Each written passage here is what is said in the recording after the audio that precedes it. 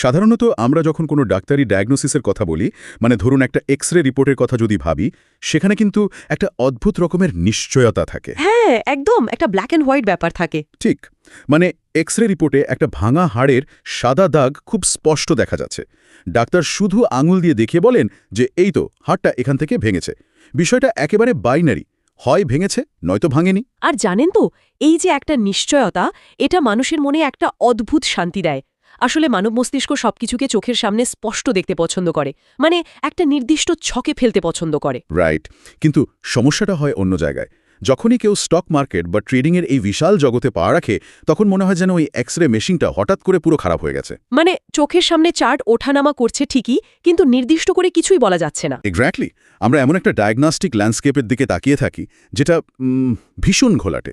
আর ঠিক এই কারণেই আজকের এই গভীর বিশ্লেষণে আমরা মার্কেটের সেই ঘোলাটে জগৎটাকে একটু স্পষ্ট করার চেষ্টা করব।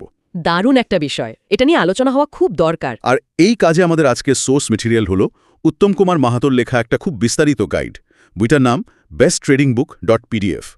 এটা এমন একটা সোর্স যা ট্রেডিং নিয়ে ওই প্রচলিত তাড়াতাড়ি বড়লোক হওয়ার যে মিথগুলো আছে সেগুলো একেবারে ভেঙে চুরমার করে দেয়। একদম। তবে বিস্তারিত যাওয়ার আগে একটা বেসিক কিন্তু খুব জরুরি বিষয় একটু পরিষ্কার করা দরকার। মানে ইনভেস্টিং আর ট্রেডিং, এই দুটো শব্দকে অনেকেই প্রায়শই এক করে ফেলেন। হ্যাঁ, আমি দেখেছি এটা। অনেকেই ভাবে শেয়ার কেনা মানেই দুজি ট্রেডিং। ঠিক, অথচ দুটোর মেকানিজম কিন্তু সম্পূর্ণ আলাদা। ইনভেস্টমেন্ট হলো দীর্ঘমেয়াদী একটা প্রক্রিয়া। ধরুন একটা কোম্পানির শেয়ার কিনে কেউ হয়তো 5 বছরের জন্য ফেলে রাখল। এর পেছনে মূল বিষয়টা হলো কোম্পানির ফান্ডামেন্টাল গ্রোথ। কিন্তু ট্রেডিং হলো পুরোপুরি শর্ট টার্ম বা স্বল্পমেয়াদী ব্যাপার। মানে এটা তো কয়েক মিনিট বা কয়েক ঘন্টার একটা খেলা, তাই না? একদম তাই। কয়েক মিনিট, কয়েক ঘন্টা বা বড়জোর কয়েক দিনের। এখানে কোম্পানির ভবিষ্যৎ নিয়ে বা ফান্ডামেন্টালস নিয়ে কেউ মাথা ঘামায় না। বরং এখানে মূল টার্গেট হলো প্রাইসের ওঠানামা থেকে খুব দ্রুত প্রফিট করা। ট্রেডিংয়ের আবার বেশ কয়েকটা ধরন আছে সোর্সে। যেমন ইন্ট্রাডে। হ্যাঁ, যেমন ইন্ট্রাডে, যেখানে মার্কেট খোলার পর শেয়ার কেনা হয় এবং মার্কেট বন্ধ হওয়ার আগেই বেচে দেওয়া হয়। এরপর আছে সুইং ট্রেডিং বা সুইং, যেখানে মার্কেটের ট্রেন্ড বুঝে 1 থেকে 5 দিন বা কয়েক সপ্তাহ শেয়ার হোল্ড করা হয়। আর স্ক্যাল্পিং বিষয়টা কি? ওটাই তো ট্রেডিংয়ের একটা ধরন। রাইট, স্ক্যাল্পিং হলো এর চেয়েও দ্রুত গতির একটা ধরন। এটা মাত্র কয়েক মিনিটের বা কখনো কখনো সেকেন্ডের ভগ্নাংশের একটা ট্রেড। ছোট ছোট প্রফিট নিয়ে চটজলদি বেরিয়ে আসতে হয়। ও আচ্ছা, কিন্তু উত্তম কুমারের এই গাইডে একটা অত্যন্ত কড়া রিয়ালিটি চেক দেওয়া আছে, যা পড়লে একটু ভয় ধরানোর মতোই লাগে। সেখানে বলা হয়েছে যে প্রায় 90% বিগিনার বা নতুন ট্রেডার শুরুতেই তাদের সমস্ত মূলধন হারায়। হ্যাঁ, ফিগারটা বেশ অ্যালার্মিং। এত বড় একটা অংশের মানুষের ব্যর্থ হওয়ার পেছনের মেকানিজমটা আসলে কি? কেন এমন হয়? কারণ তারা মার্কেটের আসল চালিকা শক্তিটা বোঝে না। মানে ডিমান্ড এবং সাপ্লাই না বুঝেই তারা মার্কেটে টাকা ঢালতে শুরু করে। মার্কেট আসলে বায়ার এবং সেলারের মধ্যে একটা অবিরাম যুদ্ধক্ষেত্র। বায়ার আর সেলারের যুদ্ধ, মানে একটা টাগ অফ ওয়ার বা দড়ি টানাটানির মতো। এক্স্যাক্টলি, দড়ি টানাটানি। বায়াররা মানে যারা কিনতে চায় তারা প্রাইসকে ওপরে ঠেলতে থাকে, আর সেলাররা মানে যারা বেচতে চায় তারা প্রাইস নিচে নামানোর চেষ্টা করে। এখন ধরুন যখন কোনো একটা শেয়ারের প্রচুর ডিমান্ড থাকে অথচ যোগান বা সাপ্লাই কম, তখন তো বায়ারদের চাপে দাম হু হু করে বাড়বে। একদম। আবার উল্টো দিকে সাপ্লাই বেশি হলে সেলারদের চাপে দাম কমে যাবে। এই যে বেসিক সাপ্লাই ডিমান্ডের যুদ্ধটা, এটা না বুঝে শুধু চার্টে কয়েকটা দাগ দেখে যখন কেউ রিয়েল মানি ঢেলে দেয়, তখন ওই 90% ফেলিয়ারের দলেই তাকে পড়তে হয়। এই যে ডিমান্ড আর সাপ্লাইয়ের লড়াইয়ের কথা বললেন, এর ফলেই তো মার্কেটে একটা নির্দিষ্ট প্যাটার্ন তৈরি হয়। গাইড মোতাবেক মার্কেট মূলত 3টি ট্রেন্ডে চলে: আপ ট্রেন্ড, ডাউন ট্রেন্ড আর সাইডওয়েজ। হ্যাঁ, আপ ট্রেন্ড বা আপ ট্রেন্ড, ডাউন ট্রেন্ড বা ডাউন ট্রেন্ড এবং সাইডওয়েজ বা সাইডওয়েজ মার্কেট। আপ ট্রেন্ডের ক্ষেত্রে সোর্সে বলা হয়েছে মার্কেট নাকি হায়ার হাই এবং হায়ার লো তৈরি করে। এটাকে যদি আমি একটা সিঁড়ি বেয়ে ওঠার সাথে তুলনা করি, মানে ধরুন দাম 100 টাকা থেকে বেড়ে 110 টাকা হলো। রাইট, এটা হলো প্রথম ধাপ। হ্যাঁ, এরপর বায়াররা একটু হাঁপিয়ে যাওয়ায় দাম সামান্য নেমে 105 টাকা হলো, কিন্তু তারপরে আবার একটা বড় লাফ দিয়ে 120 টাকা হলো। এই যে সিঁড়ির মতো ধাপে ধাপে ওঠা, এটাই তো আপট্রেন্ডের আসল চরিত্র। একদম ঠিক ধরেছেন। এবং এই সিঁড়ির প্রতিটা ধাপ কিন্তু খুব গুরুত্বপূর্ণ।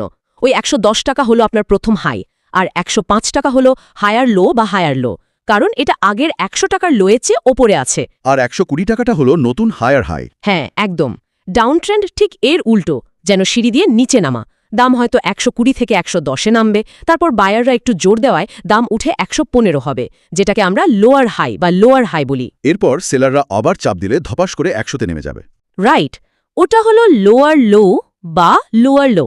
আর সাইডওয়েজ মার্কেট হলো যখন দাম কোনো দিকেই যায় না, মানে একটা নির্দিষ্ট রেঞ্জের মধ্যে আটকে থাকে। বায়ার আর সেলারের শক্তি তখন বলতে গেলে প্রায় সমান সমান। কিন্তু আমার এখানে একটা খটকা লাগছে। এই যে চার্টের সিঁড়িগুলো, এগুলো তো সবার চোখের সামনে স্ক্রিনে ভাসছে। আপ ট্রেন্ড চলছে না ডাউন ট্রেন্ড সেটা তো দেখলেই বোঝা যায়। তাহলে বিগিনাররা লস করছে কেন? কোথায় তারা এই সিঁড়ির ধাপগুলো মিস করে যাচ্ছে? খুব সুন্দর একটা প্রশ্ন। তারা ধাপগুলো মিস করে কারণ তারা মার্কেট স্ট্রাকচার বোঝার আগেই ইন্ডিকেটরের ওপর পুরোপুরি নির্ভর করে বসে থাকে। একজন প্রো ট্রেডার সবার আগে খেয়াল রাখে যে কখন এই স্ট্রাকচার বা সিঁড়িটা ভাঙছে। গাইডে দুটো খুব জরুরি টার্ম ব্যবহার করা হয়েছে, বিওএস এবং CHOC। আচ্ছা, বিওএস মানে ব্রেক অফ স্ট্রাকচার, আর সিআইচওসি মানে চেঞ্জ অফ ক্যারেক্টার। তার মানে ধরুন আমি আপট্রেন্ডের সিঁড়িতে পা রাখলাম, কিন্তু দেখলাম যে পরের ধাপটা আর আগের চেয়ে উঁচুতে নেই, বরং আগের ধাপ ভেঙে নিচে নেমে গেছে। ঠিক তাই। ধরুন আপট্রেন্ড চলছিল, দাম ধাপে ধাপে উপছিল 100 থেকে 110, তারপর 105, তারপর 120। এখন নিয়ম অনুযায়ী দাম কিছুটা নেমে আবার 120-র ওপরে যাওয়ার কথা। হ্যাঁ, তবেই তো সিঁড়িটা কন্টিনিউ হবে। একদম। কিন্তু তা না হয়ে দাম যদি 105-এর নিচে নেমে যায়, তার মানে কিন্তু সিঁড়ি ভেঙে গেছে। এটাই হলো চোচ বা ট্রেন্ড পরিবর্তনের একদম প্রাথমিক সংকেত। নতুন ট্রেডাররা এই স্ট্রাকচারাল শিফটগুলো দেখতে পায় না। তারা অন্ধের মতো ইন্ডিকেটর দেখে পুরনো ট্রেন্ডেই ট্রেড নিতে থাকে আর লস করে। এই যে সিঁড়ি ভেঙে যাচ্ছে কিনা সেটা বোঝার জন্য তো শুধু চোখের আন্দাজ যথেষ্ট নয়। এর জন্য দরকার চার্ট রিডিং, যা অনেকটা মার্কেটের নিজস্ব একটা ভাষা বলতে পারেন। আর এই ভাষার বর্ণমালা হলো ক্যান্ডেলস্টিক প্যাটার্ন। হ্যাঁ, ক্যান্ডেলস্টিক হলো মার্কেটের পালস। গ্রিন ক্যান্ডেল দেখলে আমরা বুঝি বায়ার্সরা স্ট্রং, রেড ক্যান্ডেল দেখলে বুঝি সেলার্সরা স্ট্রং। কিন্তু এর বাইরেও গাইডে ডোজি, হ্যামার আর এনগালফিংয়ের মতো কিছু সিগন্যালের কথা বলা হয়েছে। প্রতিটি ক্যান্ডেলস্টিক আসলে মার্কেট সাইকোলজির একটা এক্স-রে ছবি। ডোজির কথা যদি ধরি, এর বডি খুব ছোট হয়। এর মানে হলো বায়ার এবং সেলার সমান শক্তিশালী হয়ে লড়াই করেছে, কিন্তু কেউই জিততে পারেনি। মানে মার্কেট একটা স্ট্যান্ড অফ বা স্থবির অবস্থায় আছে, তাই তো? হ্যাঁ, আর হ্যামার বা হাতুড়ির মতো দেখতে যে ক্যান্ডেলটা, ওটা তো নিচে লম্বা একটা লেজ বা উইক থাকে, রাইট? একদম। হ্যামার তৈরি হওয়ার পেছনের সাইকোলজিটা খুব অদ্ভুত। ডাউন ট্রেন্ডের একদম শেষে সেলাররা চাইছে দাম একেবারে ধসিয়ে দিতে। তারা প্রচণ্ড চাপে দাম নিচে নামায়, যে কারণে ওই লম্বা লেজটা তৈরি হয়। আচ্ছা। কিন্তু একদম নিচ থেকে বায়াররা এত বিপুল পরিমাণ অর্ডার প্লেস করে যে দাম হু হু করে ওপরে উঠে যায় এবং ক্যান্ডেলটা গ্রিন হয়ে ক্লোজ হয়। এই হ্যামার দেখলে বোঝা যায় যে সেলারদের শক্তি শেষ, এবার বায়াররা কন্ট্রোল নিচ্ছে। দারুণ, ইন্টারেস্টিং। আর এনগালফিং মানে হলো আগের দিনের বা আগের সেশনের ক্যান্ডেলটাকে পরের ক্যান্ডেল পুরোপুরি ঢেকে দিয়েছে। সোর্স অনুযায়ী এটি মার্কেট ডিরেকশন পরিবর্তনের একটা অত্যন্ত শক্তিশালী প্রমাণ। ঠিক, তবে এই ক্যান্ডেলগুলো আবার কোথায় তৈরি হচ্ছে সেটাও খুব গুরুত্বপূর্ণ। আর এখানেই বোধহয় চলে আসে সাপোর্ট এবং রেজিস্ট্যান্সের ধারণা। সাপোর্ট মানে যেখানে দাম বারবার নিচে নেমেও আবার লাফিয়ে ওঠে, অর্থাৎ বায়ারদের শক্ত ঘাঁটি। আর রেজিস্ট্যান্স হলো একটা ছাদের মতো, যেখানে গেলে দাম ধাক্কা খেয়ে নিচে পড়ে যায়। হ্যাঁ, কিন্তু উত্তম কুমার তার বইয়ে একটা কড়া ওয়ার্নিং দিয়েছেন এই ব্যাপারে, যাকে তিনি বলছেন ফেক ব্রেকআউট বা ফেক ব্রেকআউট। এই ফেক ব্রেকআউট জিনিসটা ঠিক কি? ফেক ব্রেকআউট হলো বিগিনারদের জন্য পাতা মার্কেটের সবচেয়ে বড় ফাঁদ। ধরুন যখন দাম বারবার একটা রেজিস্ট্যান্স বা ছাদে ধাক্কা খাচ্ছে, সবাই অপেক্ষা করে থাকে যে কখন ছাদটা ভাঙবে। আচ্ছা। যেই মাত্র একটা গ্রিন ক্যান্ডেল ছাদ ভেঙে একটু ওপরে ওঠে, নতুন ট্রেডাররা উত্তেজনায় বা আবেগের বশে তখনই কিনে ফেলে। কিন্তু একটু পরেই দেখা যায় সেলাররা আবার চাপ দিয়ে দামটাকে ওই রেঞ্জের ভেতরে ঝুঁকিয়ে দিয়েছে। যারা ব্রেকআউটে কিনেছিল তারা সবাই ফেঁসে যায়। ওহ, বুঝতে পেরেছি। এই ট্র্যাপ থেকে বাঁচার জন্য তো গাইডে রিটেস্টের কথা বলা হয়েছে। কিন্তু রিটেস্ট বিষয়টা তো নতুনদের কাছে খুব কাউন্টার ইনটিউটিভ লাগতে পারে। মানে কাউন্টার ইনটুইটিভ কেন বলছেন? মানে ধরুন দাম একটা ছাদ বা রেজিস্ট্যান্স ভেঙে ওপরে উঠল, এখন আমি কিনব না, আমি অপেক্ষা করব যে দাম আবার নিচে নেমে ওই ভাঙা ছাদটাকে ছোঁয়ার জন্য। এটা তো শুনতে মনে হচ্ছে যেন ব্রেকআউটটা ফেল করলো। হ্যাঁ, আপাতদৃষ্টিতে সেটাই মনে হয়, কিন্তু ওই যে ছাদটা ভেঙে দাম ওপরে উঠল, সেই ছাদটাই কিন্তু এখন মেঝে বা সাপোর্ট হয়ে গেছে। দাম যখন আবার নিচে নেমে ওই নতুন সাপোর্টকে স্পর্শ করে এবং সেখান থেকে আবার বাউন্স করে ওপরে ওঠা শুরু করে, তখনই কনফার্ম হওয়া যায় যে ব্রেকআউটটা আসল। ও আচ্ছা। বড় বড় প্রাতিষ্ঠানিক ট্রেডাররা কিন্তু এই রিটেস্টের অপেক্ষাতেই থাকে। এটাকে আপনি একটা ডাবল চেক মেকানিজম বলতে পারেন। এবার চার্ট রিডিং থেকে একটু টুলস বা ইন্ডিকেটরের দিকে ফোকাস করা যাক। গাইডে ভিভ্যাপ মানে ভলিউম ওয়েটেড অ্যাভারেজ প্রাইসকে ইন্ট্রাডে ট্রেডিংয়ের রাজা বলা হয়েছে। এটা শুধু দাম নয়, ভলিউম বা লেনদেনের পরিমাণের উপর ভিত্তি করে গড় দাম বোঝায়। রাইট। ভিভ্যাপকে আমি একটা নদীর মূল স্রোতের সাথে তুলনা করতে পারি। মানে প্রাইস যদি সেই স্রোতের নিচে থাকে, তার মানে স্রোত নিচের দিকে যাচ্ছে, একদম, আর সেই স্রোতের উল্টো দিকে অর্থাৎ ভিভ্যাপের নিচে যদি কেউ বাই করার ট্রেড নেয়, তবে সেটা তো প্রবল স্রোতের বিপরীতে সাঁতার কাটার মতোই বোকামি। প্রাইস ভিভ্যাপের উপরে থাকলে সেটা বুলিশ জোন, আর নিচে থাকলে বেয়ারিশ জোন। 5 মিনিটের চার্টে এই ফ্রেমওয়ার্কটা ইন্ট্রাডে ট্রেডারদের জন্য একটা দারুণ কম্পাস হিসেবে কাজ করে। এর পাশাপাশি RSI মানে রিলেটিভ স্ট্রেংথ ইন্ডেক্সের কথাও আছে, যা প্রাইস মুভমেন্টের স্পিড পরিমাপ করে। কিন্তু এই RSI এর ক্ষেত্রে ওই ওভারবট আর ওভারসোল্ড জোনটার মেকানিজম কি? মার্কেট ওভারবট হলে ভলিউমের ঠিক কি অবস্থা দাঁড়ায়? যখন RSI 70-এর ওপরে চলে যায়, মানে মার্কেট ওভারবট হয়ে যায়, তখন এর মানে হলো প্রাইস এত দ্রুত ওপরে উঠেছে যে যারা কিনতে চেয়েছিল তারা সবাই কিনে ফেলেছে। মার্কেটে নতুন করে আর কোনো বায়ার অবশিষ্ট নেই। আচ্ছা, বায়ার না থাকলে তো দাম আর উপরে উঠবে না? এক্স্যাক্টলি। তখন যারা এতক্ষণ প্রফিটে ছিল তারা বিক্রি করতে শুরু করে এবং দাম কমতে থাকে।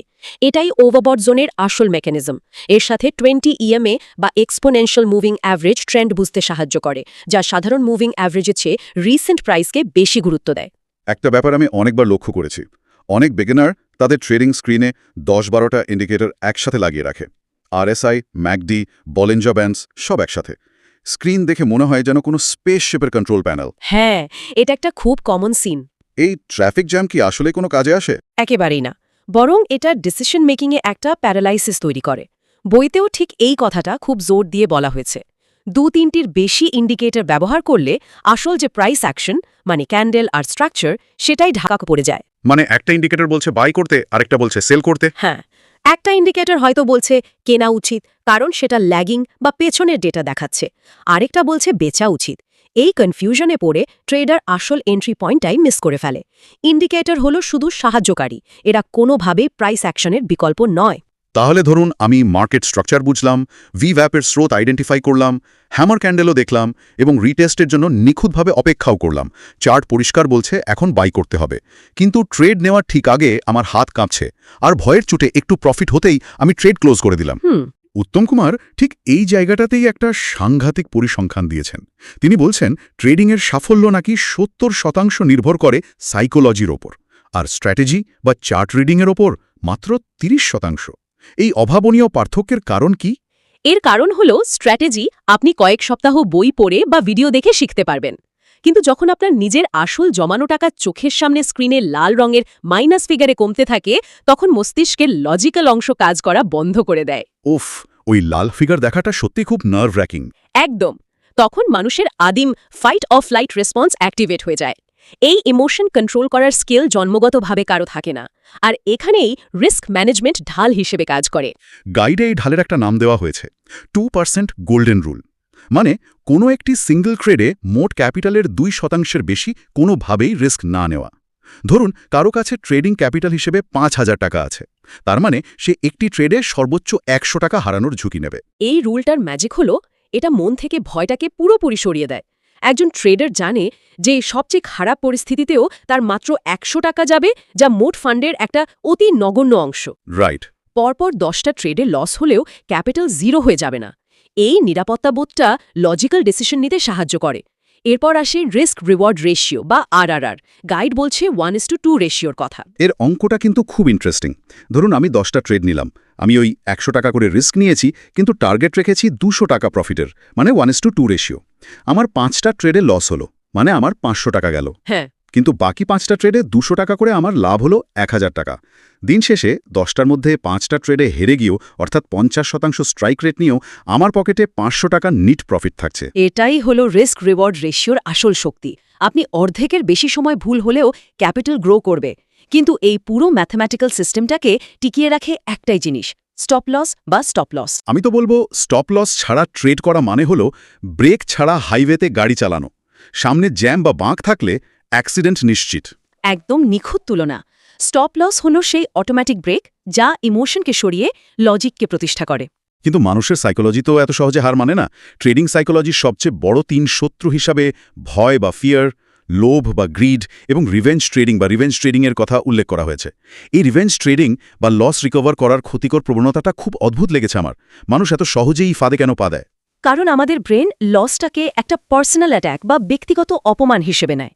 মানুষ যখন কোনো ট্রেডে লস করে তখন তার ইগো মারাত্মকভাবে আঘাতপ্রাপ্ত হয়। সেভাবে মার্কেট আমাকে হারালো। হ্যাঁ, সেভাবে মার্কেট আমার টাকা নিয়ে গেল, আমি এখনই একটা বড় কোয়ান্টিটি ট্রেড নিয়ে টাকাটা মার্কেট থেকে ছিনিয়ে আনব।